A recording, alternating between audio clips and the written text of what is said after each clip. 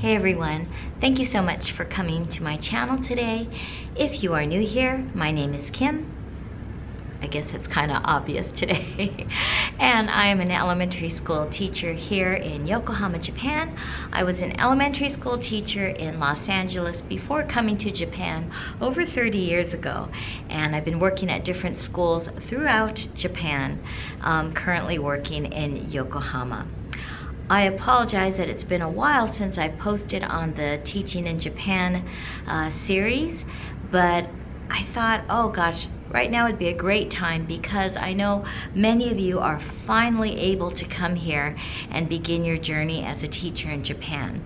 You know, for the past, gosh, maybe year or 2 years, it's been really difficult because people that had planned or had received word that they got accepted to different programs and were all ready to come to Japan were not able to, and so they had to put their plans on hold.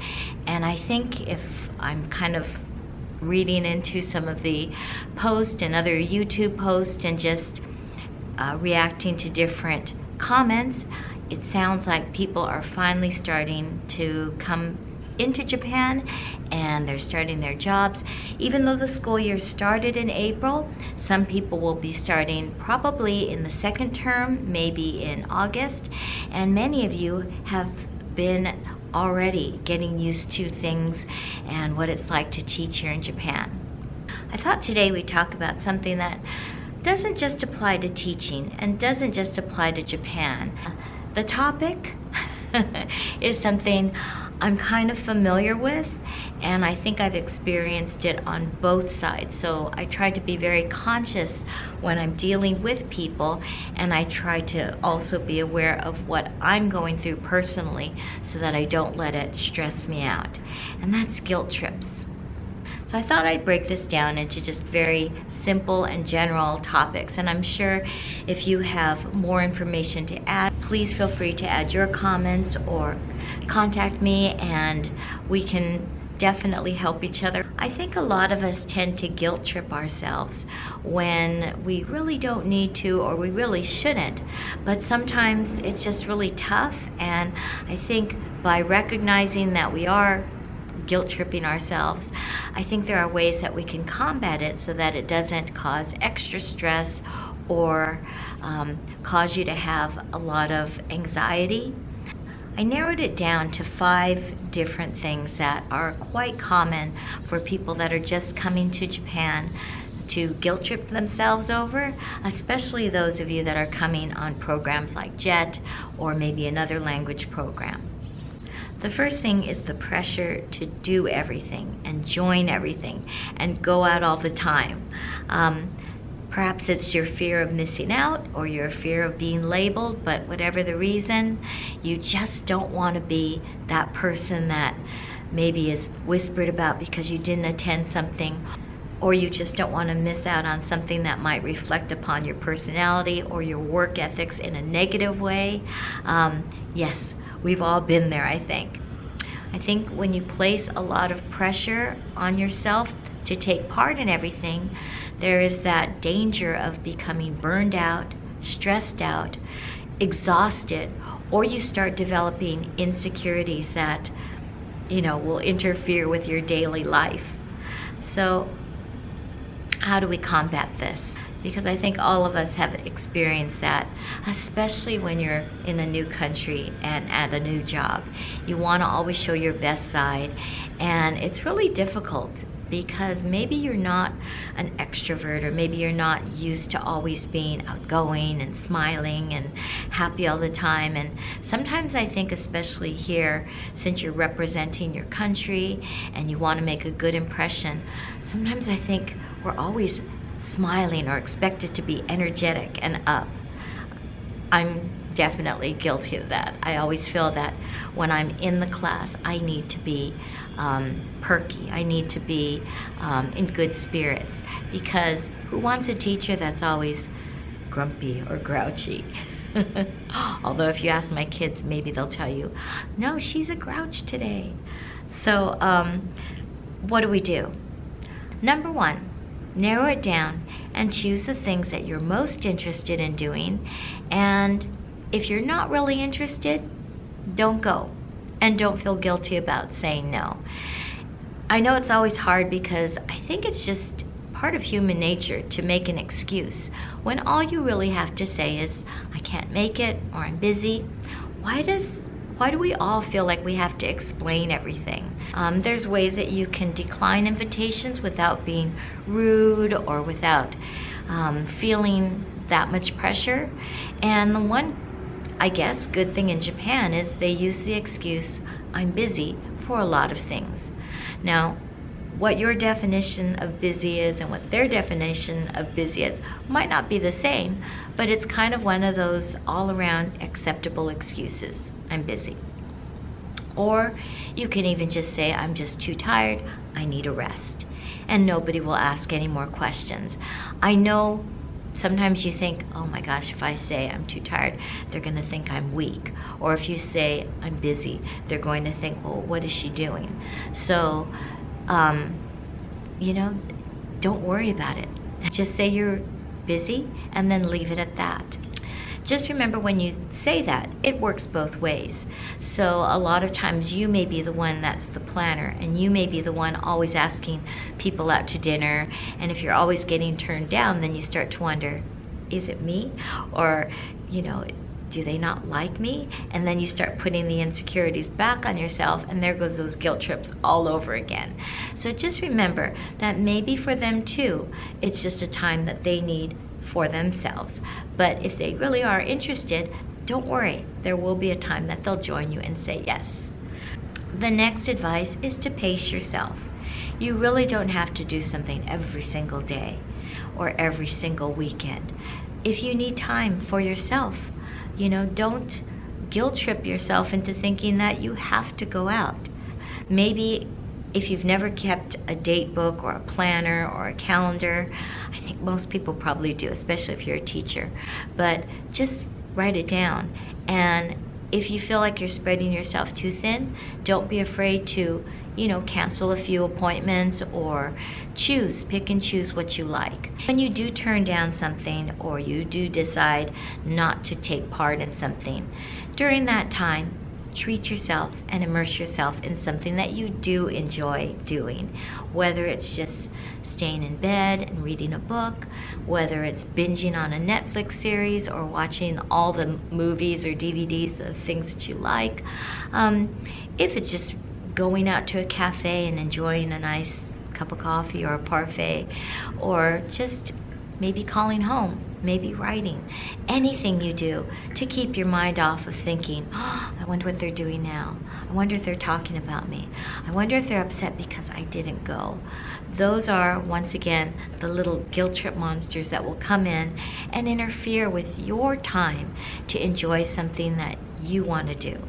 So when you immerse yourself in whatever activity you want to do, whether it's by yourself or with a different group of people or whatever, don't feel guilty about it. I know it's easier said than done, but trust me, you'll thank yourself for it because you'll have a great time doing something that you enjoy doing. So I started this video yesterday. I thought I could finish it all in one sitting and all at one time, but any teachers know, anytime you have free time, something always comes in to interrupt it. So I'm continuing it from yesterday. New clothes, more mask lines, and a lot more messier room, so I apologize for that. But let's continue where we left off. So another thing a lot of teachers in Japan here guilt trip themselves about is taking a day off, or having a sick day, or using your vacation time specifically for that, vacations. One thing you'll notice is that a lot of times your Japanese colleagues will stay late. Depending on your school, some of you may or may not have to attend staff meetings. And staff meetings can sometimes be very short, and at other times it can be very long. Believe me, I know. My staff meetings have sometimes lasted until 8 o'clock in the evening, and you just want to hurry up and go home, especially after a long day of teaching.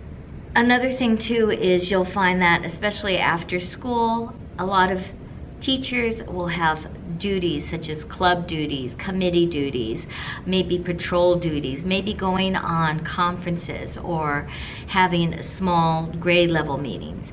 And it's hard because as an ALT, sometimes you may be at your desk, you may be all finished with your work, you've planned your lessons, you've already had meetings with all the teachers involved about what you're going to do in these lessons, and you have nothing to do related to school. Now, sometimes, right, you may have extra activities that you could be doing at your desk that other teachers will find acceptable, such as studying Japanese, maybe making materials for your lessons. And right, it's kind of tough sometimes when you're able to leave earlier or when you don't have like a whole bunch of things to do, but your Japanese colleagues do. And sometimes you may feel a little bit guilty that you have the freedom to go home at a reasonable time. Another thing that is really tricky is a lot of Japanese schools don't have substitute teacher systems.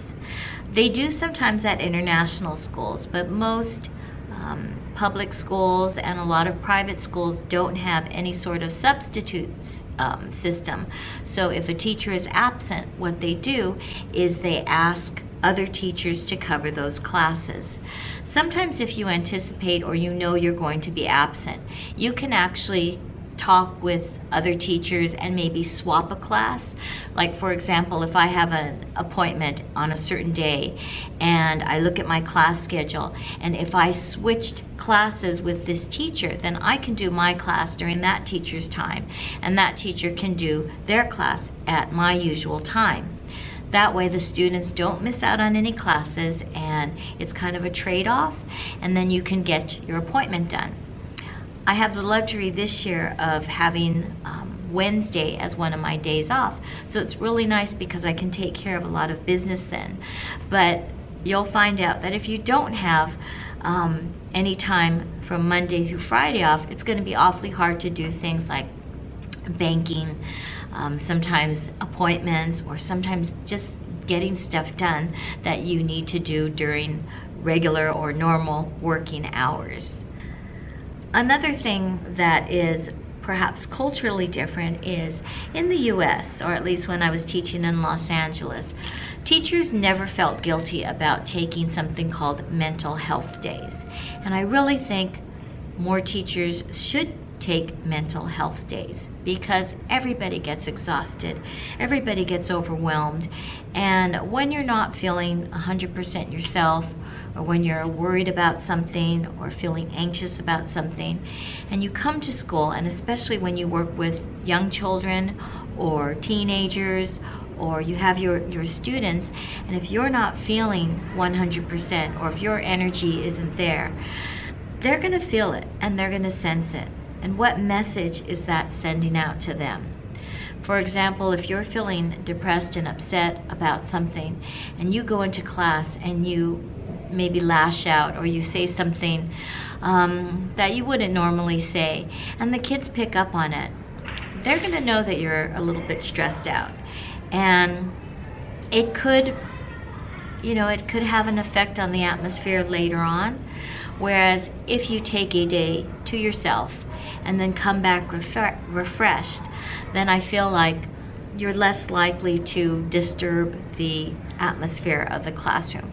Now granted, there are times when, especially if you have, depending on what kind of relationship you have with your students, you can tell them, today I had a really bad day.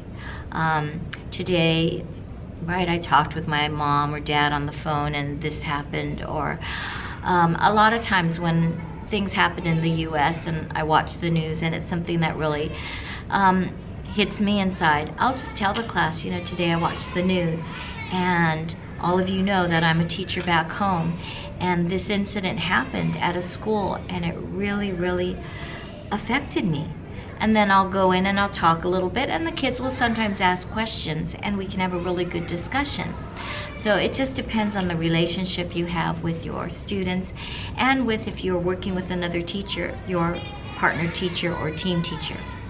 Please excuse the noise outside. Our kids are going home. It's about 4:25. Clubs are just finishing, so you can hear them outside. Another thing too is, and how can I say this?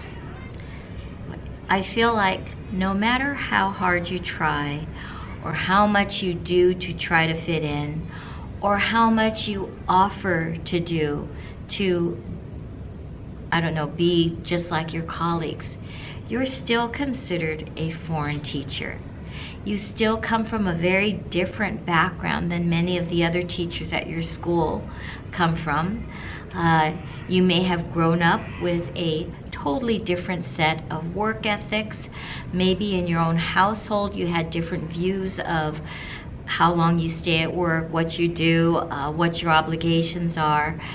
And I think it's just as important for your Japanese colleagues to learn and accept this, that you're not coming from a Japanese mindset of work ethics. You're coming from whatever your background or family values of work ethics come from. Did that sentence make sense? No, so I do feel that it's hard sometimes, but part of internationalization is learning how to get along with people that do come from different backgrounds and have different experiences. And maybe in your country, when it's 5 o'clock and your work day is over, you go home. And if you do stay later, you get overtime pay, or you get like some sort of compensation for staying late. That's not the case in Japan, but when you signed up for the JET program or whatever program you're on, you already knew that the work system was going to be different. And pretty much from my own experience, I do see teachers really making the effort to fit in and really making the effort to compromise, work cooperatively, and not be so judgmental about the way schools run, or the scheduling, or the timing, or the super long staff meetings. They understand that this is part of Japanese culture. Do they necessarily have to agree with it or like it? No. Of course you're going to find things that you will say, oh my gosh, why don't they do it this way? It'd be much more efficient. Or, this is so silly. They stay at a meeting and everything could have just been an email. There's a lot of situations like that. Once again, I think it's important to take it all in, but just remember that, you know, you do come from a different set of values and work ethics and cultural background, and it's okay to be proud of whatever work system you came from. I wouldn't go so far as to bash or say anything, you know, that would be upsetting or that can create conflict, because remember, this is the system that most of these teachers have grown up in, and this is the system that they are used to and that they value. And I think it's just sort of a mutual respect, or just getting to know and respect each other's differences and similarities in regards to work ethics and work schedules. The third thing that I think a lot of people guilt trip themselves about is not having the friends that people say that you should have. Let me clarify this. When you come on the JET program, or if you're coming to Japan, one of the unexpected delights, at least for me, was being able to work and meet people from so many different places. I came here thinking that I was going to work in Japan and I was going to teach English, but I never expected to meet so many people from so many other countries. And this of course led to sometimes when you do conferences or workshops, or you go to social events, or you even have get-togethers just with the people in your prefecture or neighborhood, it's pretty international and it's pretty cool to be with such a diverse group of people that you never expected to meet here in Japan. One of the most incredible experiences I had was working at an immersion school where you have teachers coming from so many different countries, and you get to learn a lot about their school systems, their teaching styles, their teaching philosophies. I've worked with people from the Philippines, Ireland, Bhutan, Nigeria, Russia, as well as Canada and the UK and Australia and New Zealand. So it's just been, for me, just so wonderful to be able to interact and work with people from different countries at the same school or at the same workplace. Now, social-wise, when you first come, of course, probably your first set of friends are going to be the people that you meet that help you out. That could mean people at your school. If you're on the JET program, it could mean the other JETs in your prefecture. It could be the veterans that are in your prefectures that are either on JET or other programs. And you'll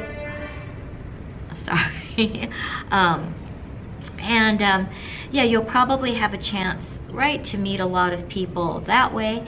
And perhaps if you sign up for language lessons, or if you decide to participate in some of these travel experiences, or if you sign up for different activities, you're going to meet lots of people that way. And you're probably thinking, well, where's the guilt trip in that? Isn't it great to be able to interact with so many people when you first get here? Yes, it is, until some people say, well, I think you should have more Japanese friends. Or, how come you only hang out with foreigners? Or the other way, how come you only hang out with Japanese people? How come you never do any of these social activities with other foreigners? And it's funny, because me personally, who cares what nationality your friends are? If you click with people and if they make you feel welcome and you have good exchanges, who cares about what nationality or what country they come from, or how old they are, or how long they've been in the country? You will find, though, that there are people that think, okay, I think you need more Japanese friends to get more of the culture. Or if you want to improve your Japanese, I think you need more Japanese friends. And then there's some people that you're stuck in the countryside and you kind of are craving to have English conversations or talk with somebody about, I don't know, some entertainment news or things that are going on in your own country. So I guess my advice for this one is just don't worry about it. Don't guilt trip yourself about it. Spend time with the people that make you feel good. Spend time with the people that you want to get to know and build relationships with. There may be times when you might feel a little bit used or perhaps only valued as an English speaker. And I say that because when I first came, we didn't have things like the internet, or we didn't have websites or Twitter or Instagram or ways that we could connect with people. We just basically, if you wanted to meet people, you just sort of went to events and met, is that what they call organically or just, purely by chance. And one of the disappointing things for me is I was all excited because I thought, oh my gosh, it's so easy to make friends here. And I'm very shy and I'm extremely nervous around meeting new people or meeting people for the first time. It's gotten better, but it was really difficult. And I found that it was really easy to make friends until I realized that a lot of times, sometimes people just want to be your friend for what you have to give back to them.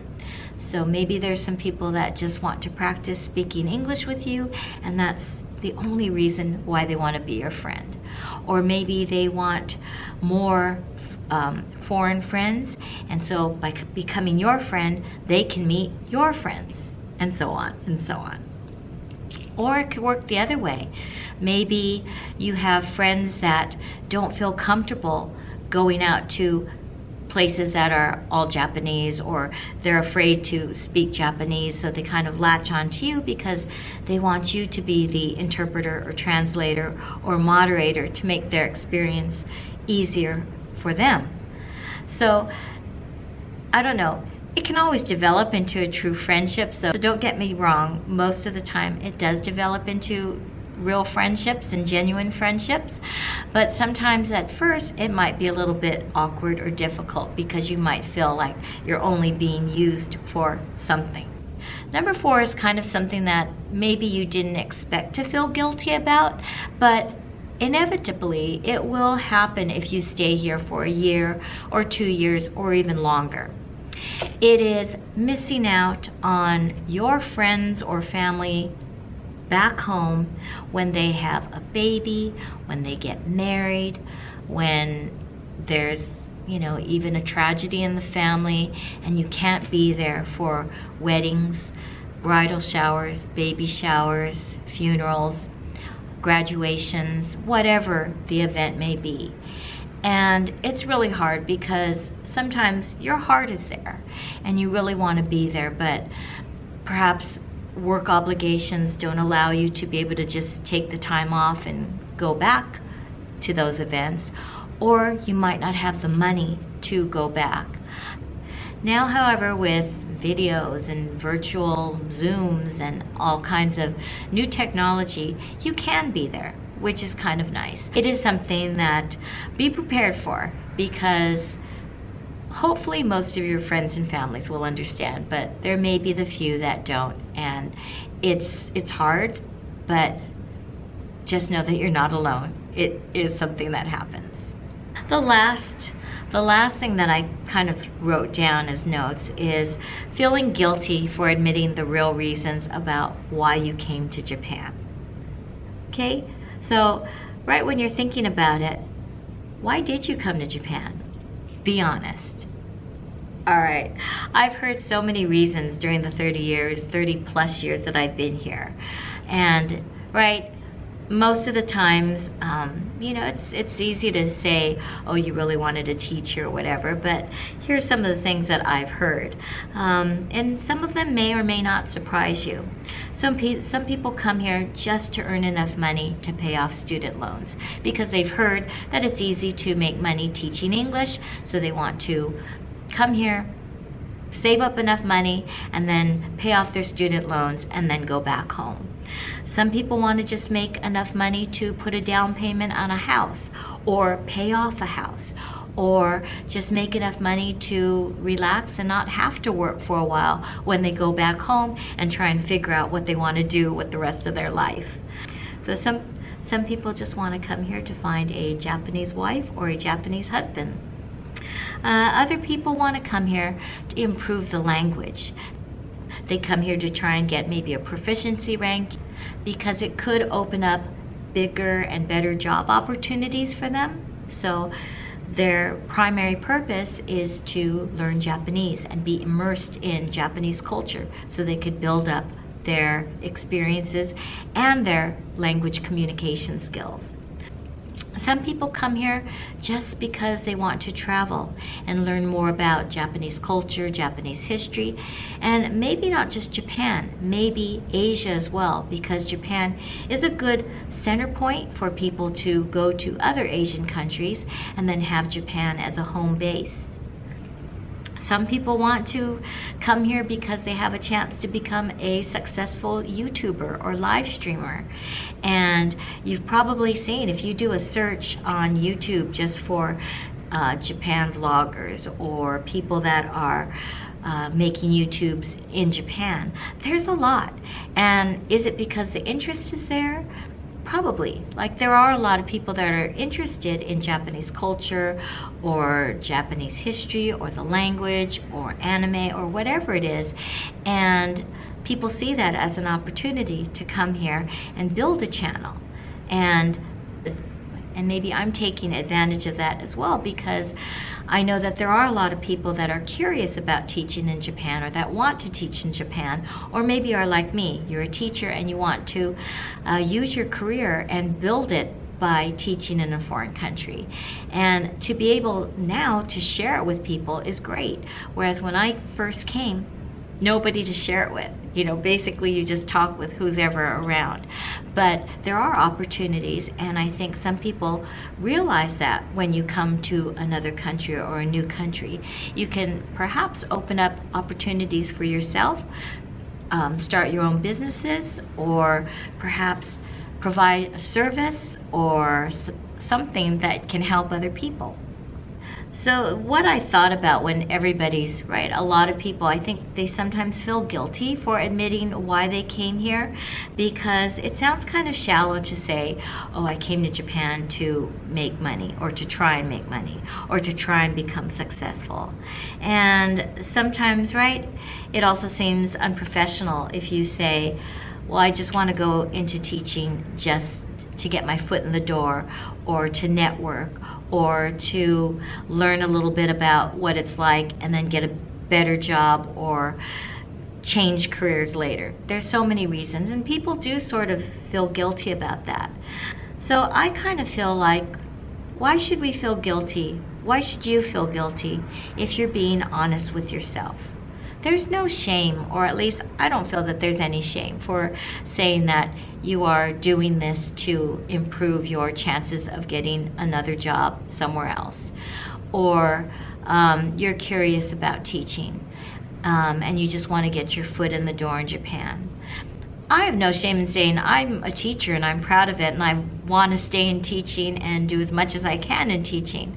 But that's just me, because that's, you know, that's always been my career path. So I've been really lucky and blessed with the way my career has went. Feeling guilty is just a part of life. Like, we've all felt guilty for doing things that we shouldn't have. I don't know, I feel like sometimes we can be our own worst enemy, and we can be way, way too hard on ourselves, and we don't need to be. Once I came here to Japan and I started learning to accept the decisions I made and not feel so guilty about not doing this, or not going here, or not doing something this way. It just made me a lot happier person. And I know I'm a lot older than probably most people that are watching this video, and sometimes it takes a lot of years, I think, to come to that level where you can say, it's okay. Or if I need a sick day, if I need a day to just stay at home and just get my thoughts together and just relax and sleep in, I'm gonna do it. Life's too short to feel guilty. Life's too short to just keep regretting everything that you did or didn't do. Thank you so much for joining us today, and I'll see you in the next video. Thank you. Bye.